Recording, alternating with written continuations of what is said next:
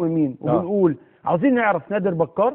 ايوه كان في تركيا، ومن تركيا على لاهور. امتى؟ ال 10 ايام اللي فاتوا من تركيا على لاهور. على لاهور. ده هو الاجتماع التنظيمي الدولي. عاوزين نعرف كان بيعمل ايه، عشان حزب النور النهارده موجود معطل لاي حاجه بتحصل، لاي حاجه في طريق التقدم. النهارده عاوزين مش عاجبهم العلم والقانون. لا بالظبط.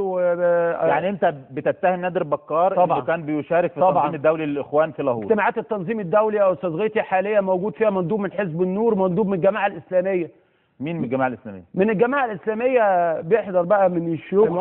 المتحدث الرسمي باسم الجماعه الاسلاميه. المتحدث الرسمي باسم الجماعه الاسلاميه. لا، اللي اخطر من كده كمان ان في اجتماع، وبنقول اهو لمصر كلها في اجتماع، وتقرر في الاجتماع برعايه التنظيم الدولي المراهنه على عبد المنعم ابو الفتوح، ورصدنا ان كل الجمعيات اللي كانت بتشتغل مع محمد مرسي وبتوزع هدايا وعطايا وسكر وزيت وادوات مكتبيه حاليا شغاله مع عبد المنعم ابو الفتوح. عبد المنعم ابو الفتوح الرهان القادم للاسلام السياسي، علينا ان نحذر.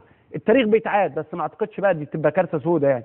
دي حاجه. الحاجه الثانيه، انا عاوز اقول ان قامت ثوره شعبيه في 30 يونيو من اجل اقصاء نظام اجرامي. هذا النظام الارهابي الاجرامي ليس من حق احد. يا استاذ احمد يا مسلماني، مش من حقك ان انت تجيب شباب فكر وارجع بلا عنف. لا مش الكلام ده كلام عبثي. الكتب اللي احنا قريناها واللي عرفناها عن جماعات الاسلام السياسي، مفيش حد يخش المعبد الماسوني ده يا استاذ غيتي ونتوقع منه خيرا تجاه هذا المجتمع. انت ضد جلسته مع اخوان بالعنف. وكل يقول لك ده من باب انه دول شباب، وانا عايز لو هم بيقولوا احنا عشنا مع دول وغلطنا وعايزين نرجع لحضن الوطن، لماذا؟